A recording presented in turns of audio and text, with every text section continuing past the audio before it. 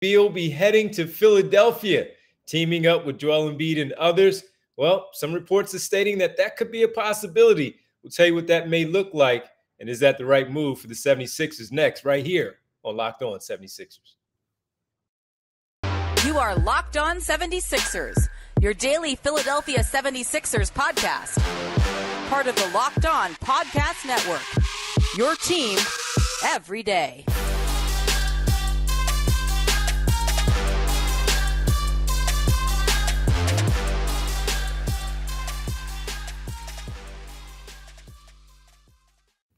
Today's episode is brought to you by PrizePicks. First-time users can receive 100% instant deposit, match up to $100 with the promo code LOCKEDON.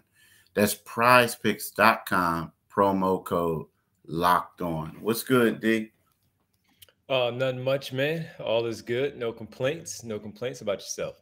I can't complain, bro. Yeah, well, we will be the only ones listening to each other complaining. So there's True. that. Yes. Well, everybody, welcome to Locked On 76ers. I'm Devon Givens from 97.5 The Fanatic Radio, along with my co-host, as always, my partner in crime from TheInquirer.com, Sixers beat writer, Keith Pompey. Thanks for making Locked On 76ers your first listen every day. And remember that Locked On 76ers is free and available on all platforms, including right here on YouTube, here on Locked On 76ers. We'll get into the latest with the Game 5 tonight. Looks like a key member of the Miami Heat is coming back. We'll talk about that a little bit later. Embiid and Joel Embiid and Nikola Jokic. If Nikola Jokic, which it looks like is going to win an NBA championship as soon as tonight, what does that look like for Joel Embiid in terms of the conversation goes? And we have to start with a report out there, Keith, that while we've discussed this a couple of years ago when James Harden was traded to Philadelphia, looked like some reports were also out at the time that Bradley Beal was a potential candidate, also a friend of Joel Embiid's, that was who his preferred partner or tag team partner to team up with the exit of Ben Simmons. That deal would have went down. Instead, he got James Harden. Nice run, 50-plus games, of course, second-round appearances, the 2 playoff runs for the Sixers since Harden has been here, but early exits, not to the liking of Sixer fans. The Beal piece in this offseason, new front office for Washington. Ted Leonsis, the owner, has given them the keys to rebuild the team if need be. In the last episode, we talked about Monte Morris as a small piece of the 76ers potentially looking to trade for him. Just a hypothetical on my part. And now we look to a much bigger piece, the franchise player for Bradley Beal.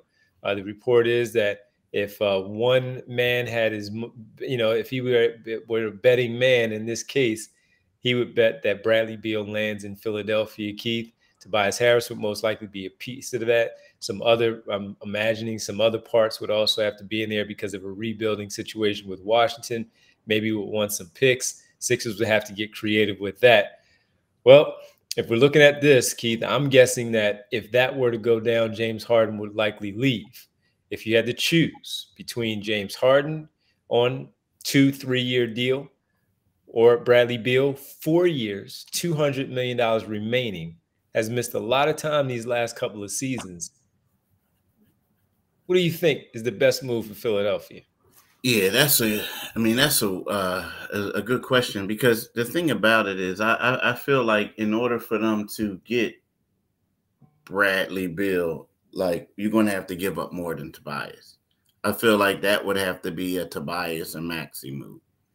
And then, or is it a Tobias and Melton move to add? I don't think Melton could get that done. I mean, I feel like when you're giving up a guy like Bradley Beal, basically what they're doing is they want somebody that's going to be a superstar who has some star quality, right? Typically that's what it is. And like Tobias is in the final year of his contract. So they'll get cap relief on that.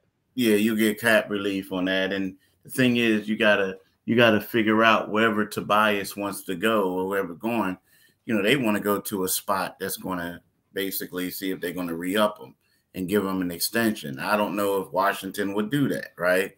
But as far as like Maxey, he's a guy that is going to be up for an extension.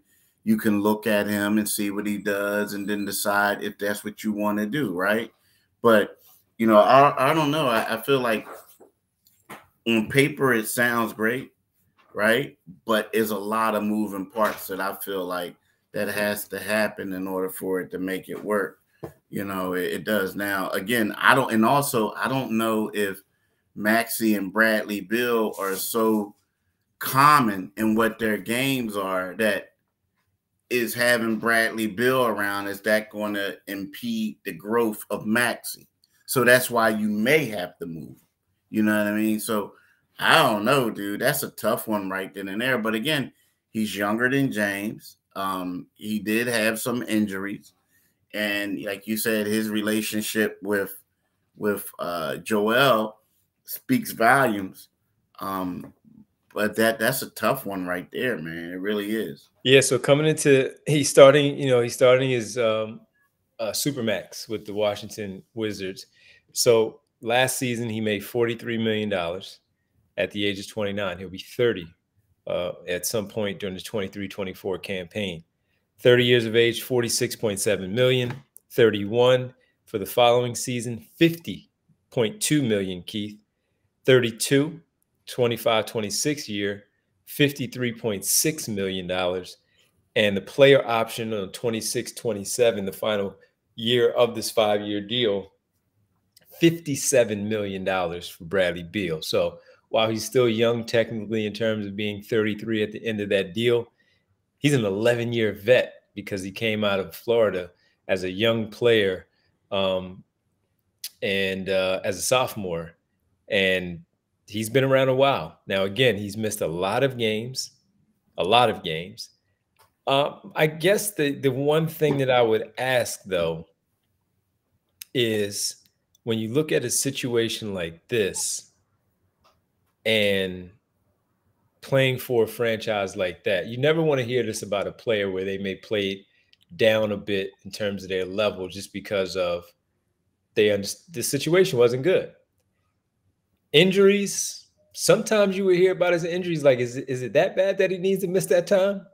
So could he play through those things here on a contending team in Philadelphia? And to your point, how would that mesh with Tyrese Maxey if he didn't have to be involved in that deal? How would that backcourt look? Yeah, I don't know. Like, I don't think either one of them's like a real point guard, right? So right. I think that would be the problem where Maxey might have to come off the bench. I mean, you know, or can Bradley play the three, or Maxey, you know, this and that. My thing is, though, when you typically those injuries we talk about, right?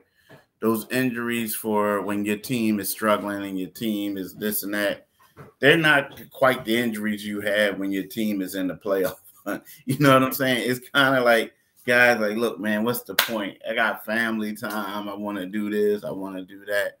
So, I mean, that's not a concern to me. The concern is, though, he's a good player and he gets a lot of points, but is he good enough to propel the 76ers out of the East? That's the question. Like, yeah, I don't think he's a franchise player. He's not that good.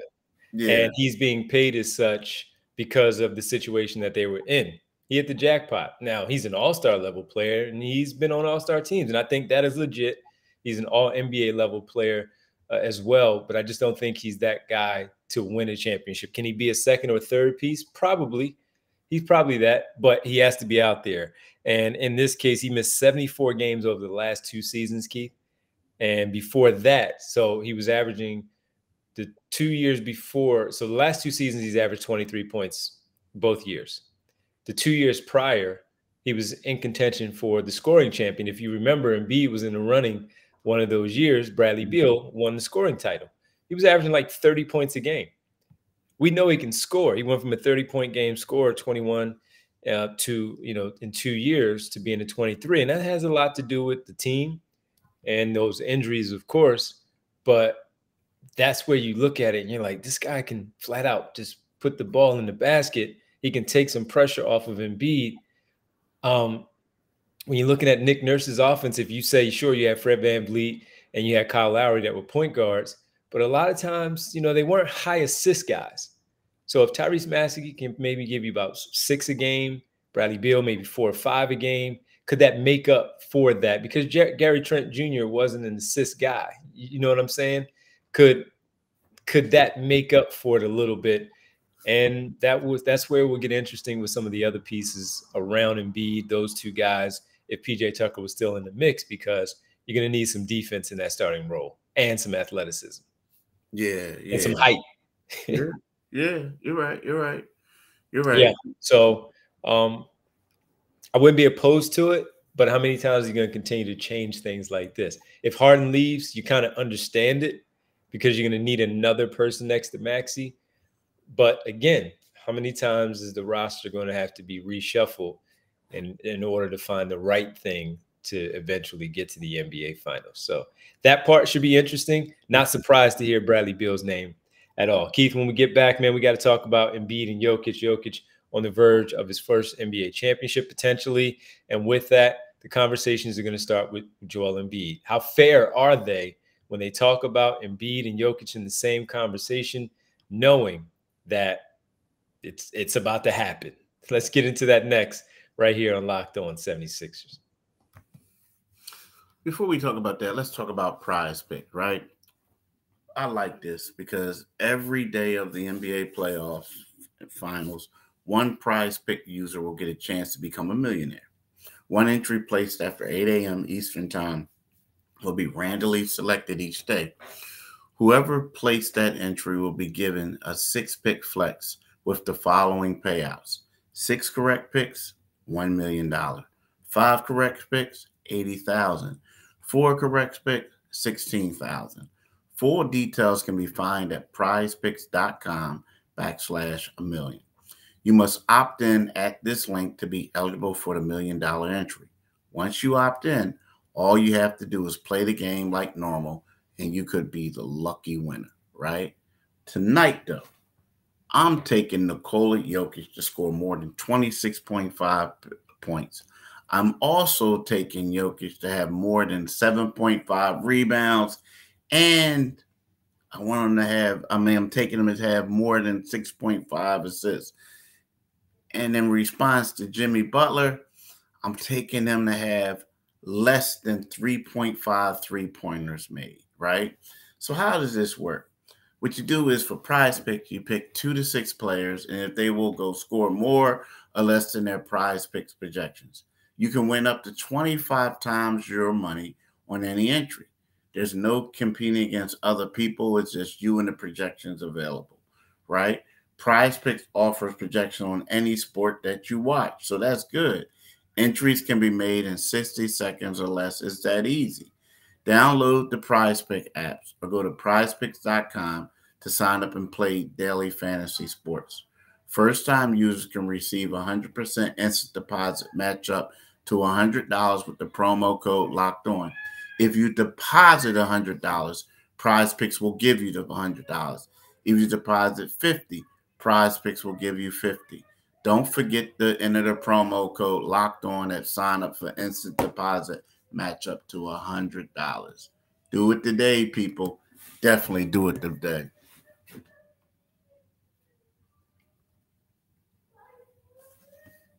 Okay.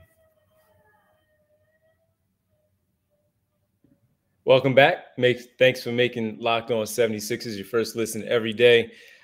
Every day is tomorrow on the show. Again, we'll continue our off-season talk and look ahead to as we get closer to the NBA draft and free agency. And we'll dive into all that, recap game number 5 in the NBA Finals as well. Well, Keith, the NBA Finals with Nikola Jokic and the Denver Nuggets possibly on the verge of their first championship together. Michael Malone leading that group. Nikola Jokic, of course, as we know, most likely to be the Finals MVP if that does, in fact, happen. Some other guys really stepping up, though, in that series. That said, the conversation is going to begin, Keith. We need to kind of get ready for it, where it's going to be an Embiid, Jokic thing. See, this is why Nikola Jokic is a better player than Joel Embiid.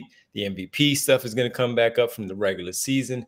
All of that, it's just going to be, I understand already, it's going to be annoying, man, to hear it. Because why not just simply give the guy the credit that he deserves for winning a championship? He's a 2-time MVP. probably a finals MVP, first-time NBA champion, and he's a different player than Joel Embiid.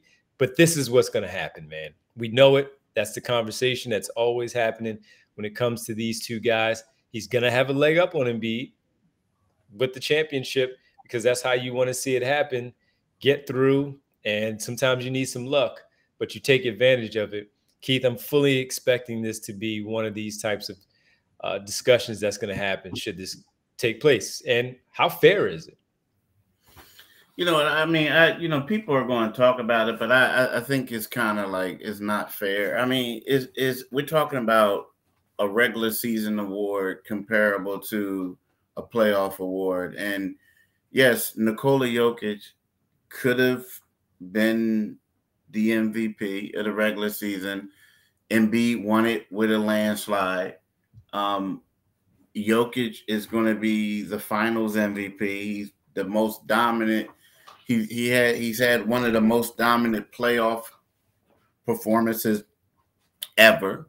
So, you give him that, and now there are certain people saying, hey, he should have won the regular season award. Well, I mean, that's your opinion, but the stuff that Embiid did, I felt like was phenomenal. Like averaging 33.1 points, his second scoring title. When we look at the 76ers, he carried them for most of the season. Now, James Harden played well too, but he carried this team. Like, I mean, think about it. There was a game where he scored 59 points. And if he would have scored 58, they would have lost, right? You know what I mean? So it's kind of like one of those things where I feel like we forget it. And yes, we look at the playoffs and we saw how Game 7, Joel Embiid went out there and struggled against the Boston Celtics. He looked like a 7.22 guard who was missing shots. But again, we're talking about the regular season. Like the Sixers wouldn't have been third in the East if it wasn't for Embiid playing the way he played. They just wouldn't, right? They just wouldn't. So, I get it. People are going to talk about it. It makes for great sound bites, make great discussion, this and that. But the guy showed why he was the MVP of the regular season. He did it. He needs to step up his game. If you want to say he needs to step up his game in the postseason, I'll give you that. But at the same time, right. He played well in the regular season, and I'm just not. I'm not going to take that from him. Yeah, I'm not taking it away from him either. The lasting impression is not good of the Game 6 and the Game 7, where he didn't come through for his team. So that a lot of people are going to be ticked off about how this thing played off and come right after Joel Embiid again. It's part of the game, though. It's part of the deal. It's how it's supposed to go down. Conversation jumping up when you don't perform in the big stage like that. And the guy that you're always compared to comes through and finally gets it done. And in the manner of which he's getting it done, where it seems like if you argued rosters and talked about coaches, that at very least the two teams were very equal. And some would argue that the 76ers were better. Now you have to come through. So the MVP stuff is the MVP stuff. That's a silly argument during the regular season. They were both worthy of the award, just like they were both worthy of the award the 2 previous years when Nikola Jokic won it. It's fine. Now, though, a lot more pressure is going to be put on Joel Embiid from Sixer fans and even more basketball fans around the globe because of what we're now witnessing from Nikola Jokic, possibly taking that first one. All right, man, when we come back, we'll talk about before the game gets underway and trying to stop Nikola Jokic. Miami is trying to extend the series to a 6th game in Miami.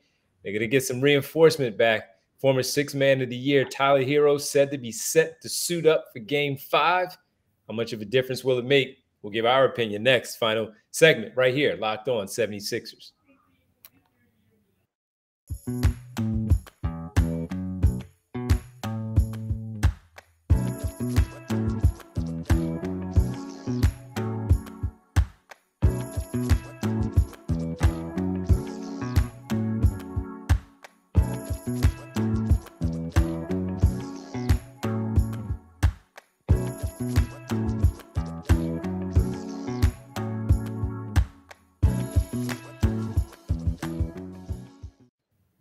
Welcome back. He's Keith Pompey. I'm Devon Givens. This is Locked On 76ers.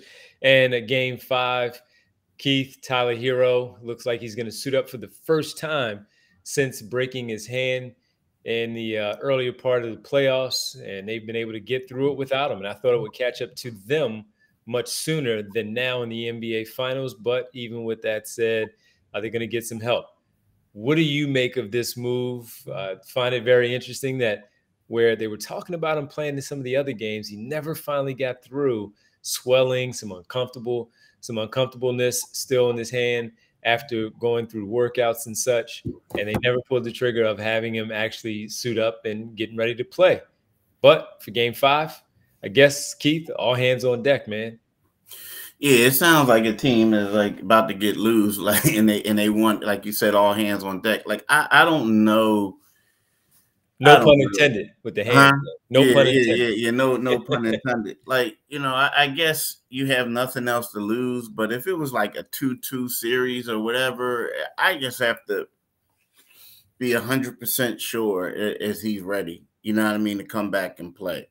I mean, I'm pretty sure he practiced. They had a couple of days off, but I just don't know, man. You never know what's going to happen until the guy gets out there. But I guess they figure they have nothing else to lose. But initially, when the news first broke, you and I were chatting and talking about it, and I was like, "Oh, I don't know about this." I mean, just because you start tinkering with minutes, you're doing this and that, and what happens if he comes out and he struggles, and then you're done? Like, he hasn't played in a while. But again, like, they're down 3-1.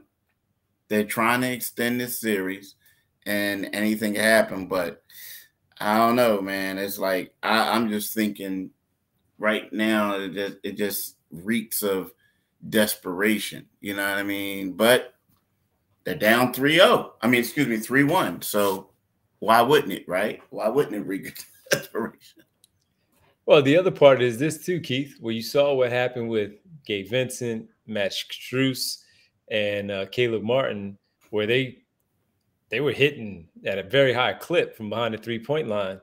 Now they can't make a shot. No. So, they're looking for somebody to be able to come in and just simply make a shot. And that's where I think part of this comes into play. My opinion, I think part of it comes into play because of that too, where these guys they've gone cold. It's not like the Boston series where they've been making shots in the series before against New York and, of course, against Milwaukee. They can't make a shot. So now Eric Spoelstra, the medical staff is getting him clearance, and Tyler Hero saying he can go. I think that's part of it. I really do. I think that's part of it, simply because of the fact that those guys have gone cold now in this NBA Finals. Yeah, it makes a lot of sense. Makes sense, but we'll see. We'll see. Won't make a difference, in my opinion. Think it's over. Won't make a difference. Well, listen, man, it's always good to catch up. Thanks, everybody, for hanging out with us here twice today. We appreciate it. We'll be back tomorrow. We thank you for making Locked On 76ers your first listen every day. Every day is tomorrow on the show. We'll, again, continue with some off-season conversation about the Sixers and, again, recap game number 5 of the finals. Keith, you mind letting the good folks know where they can find us? Yeah, you can find us wherever you get this podcast at. It's free and available, but also go to the YouTube channel where it's when you get the YouTube channel, click on the Liberty Bell and you become a new subscriber. And also you can follow my man D on 97.5 FM from 6 to 10 p.m. Right. So you could do it that way. And then you can follow me on Twitter at Pompey on Sixers, and you could also read my stuff on Inquirer.com. Keith, have a good day, man. Everybody, we'll talk to you tomorrow. Peace.